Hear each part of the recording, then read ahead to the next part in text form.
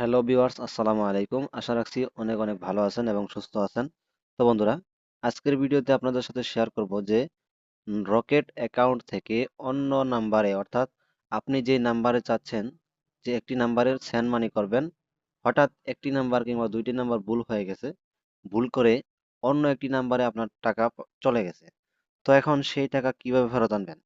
আপনি যদি যেই নাম্বারে টাকা পাঠিয়েছেন সেই নাম্বারে কল করুন, তাহলে দেখা যাবে যে সেই ব্যক্তি তাড়াহুড়ো করে সেই অ্যাকাউন্ট থেকে টাকাগুলো উঠিয়ে ফেলতে পারে।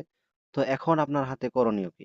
আপনি তাকে ফোন দেওয়া ছাড়াই যে কাজটি করবেন, তার জন্য প্রথমে আপনাকে আপনার ফোনের রকেট যে অ্যাপস আছে, এই অ্যাপসে আপনাকে প্রবেশ করতে হবে। তো এই অ্যাপসে প্রবেশ করার পর, এই অ্যাপসে যখন প্রবেশ করবেন, প্রবেশ করার পর এরকম একটি ইন্টারফেস শো করবে। তো এরকম ইন্টারফেস শো করার পর আপনাকে দেখতে হবে যে আসলে কোন নাম্বারটিতে টাকা পাঠিয়েছেন। যে নাম্বারটিতে ভুল করে টাকা চলে গেছে সেই নাম্বারটি আপনাকে খুঁজে বের করতে হবে। তো আমি অনেকবার ট্রাই করেছি, আমার সাথে একটি ঘটনা ঘটে গিয়েছে। তো বন্ধুরা, আমি চাচ্ছিলাম যে আমার সাথে যে ঘটনাটি ঘটেছে আপনার সাথে না ঘটুক। আমি হঠাৎ করে আমার এক বন্ধু, তার 1,000 টাকার প্রয়োজন ছিল। তো আমি বললাম আমার রকেটে পাঠিয়ে দাও, আমি তোমাকে হ্যান্ড ক্যাশ দিয়ে দিচ্ছি। তো সে আমার অ্যাকাউন্টে 1,000 টাকা সেন্ড মানি করেছে, কিন্তু আমার অ্যাকাউন্টে 10 মিনিট পার হয়ে গেছে, কোনো টাকা পয়সা আসেনি। তো আমি তাকে বললাম যে টাকা আসেনি। তো সে তো খুব গভীর চিন্তিত হয়ে গেল যে আসলে টাকা কেটে নেওয়া হয়েছে, নাম্বার ঠিক আছে, সবকিছুই ঠিক আছে, টাকা আসেনি, টাকা যায়নি কেন? তো পরবর্তীতে যে 1,000 টাকা কিভাবে সে ফেরত নিয়ে এসেছে সেই বিষয়টি সম্পর্কে আপনাদেরকে অবগত করছি। তো বন্ধুরা, প্রথমে এই ক্রিকেট অ্যাপসে চলে আসার পর আপনার করণীয় হচ্ছে, এই কর্নারে দেখবেন আপনার ফোনের এই কর্নারেও থাকতে পারে, কিংবা আপনার ফোনের এই কর্নারেও থাকতে পারে, থ্রি ডট যে আইকনটা রয়েছে, এই থ্রি ডট আইকনে ক্লিক করবেন। থ্রি ডটে ক্লিক করার পর এরকম ইন্টারফেস শো করবে। তো এখানে দেখবেন মিনি স্টেটমেন্ট, মিনি স্টেটমেন্টে ক্লিক করবেন। মিনি স্টেটমেন্টে ক্লিক করলে দেখতে পারবেন যে আসলে এই পর্যন্ত আপনি কোন কোন নাম্বারে লেনদেন করেছেন বা কিভাবে কত টাকা লেনদেন করেছেন, সমস্ত নাম্বার এখান থেকে দেখা যাবে।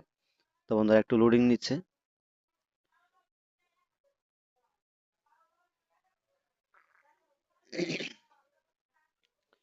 তো লোডিং নেওয়ার পর আপনি যখন এই মিনি স্টেটমেন্টে ক্লিক করবেন, তখন এরকম ইন্টারফেস দেখতে পারবেন যে আসলে কোন কোন নাম্বারে কয় টাকা সেন্ড করেছেন, কয় টাকা সেন্ড মানি করেছেন।